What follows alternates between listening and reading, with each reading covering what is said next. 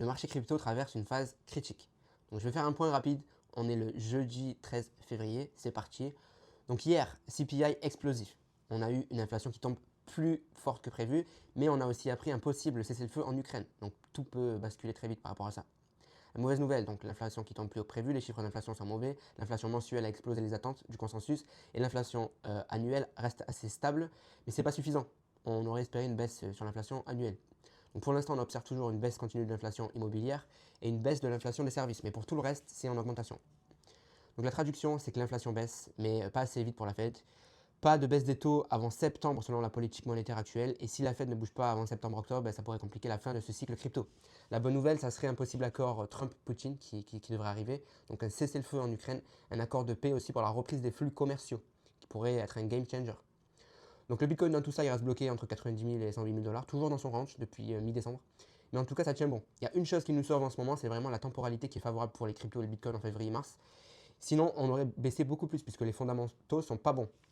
Donc on est 299 jours après le halving. En répétition de cycle, la période favorable va durer jusqu'au 15-20 mars.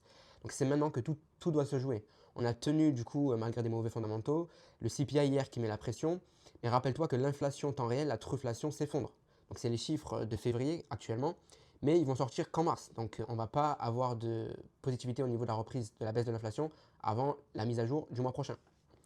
Donc la semaine prochaine, il y a aussi une prochaine grosse injection de liquidité par rapport à FTX, l'échange crypto qui avait fait faillite en 2022. Il va lancer sa deuxième vague de remboursement pour ses clients, donc ils leur font directement des virements bancaires.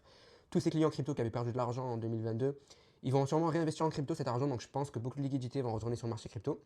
Mais clairement, maintenant, pour relancer Bitcoin, il faudrait qu'on repasse au-dessus des 100 000 dollars très vite, puisque les liquidités se trouvent au nord sur Bitcoin. Il faut aller les chercher. Et un élément déclencheur comme une baisse de l'inflation, etc., ça pourrait vraiment nous aider.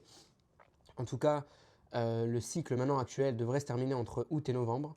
Mais si la Fed ne baisse pas ses taux avant le 19 septembre, ça va compliquer les choses. À savoir que les prévisions sur la baisse des taux sur le site CME Fed Watch, ils sont souvent fausses. Ils se trompent souvent. Et en fait, ils sont pessimistes. Mais voilà, tout va reposer sur à quelle vitesse l'inflation va baisser. Si l'inflation baisse dès le mois de mars, voilà, les prévisions ne vont plus être le 19 septembre, ça va sûrement se rapprocher en juin ou en mai. Donc on aura des baisses des taux plutôt que prévues selon moi. En tout cas, si Bitcoin ne bouge pas entre le 15 février et le 20 mars, ça pourrait devenir compliqué pour le bull run crypto. C'est maintenant que tout va se jouer. Donc prenez les bonnes décisions, c'est pas le moment de partir. Je pense que toute cette attente en vaudra la peine. En tout cas, si tu n'es pas au courant de mon côté, j'ai un Telegram gratuit.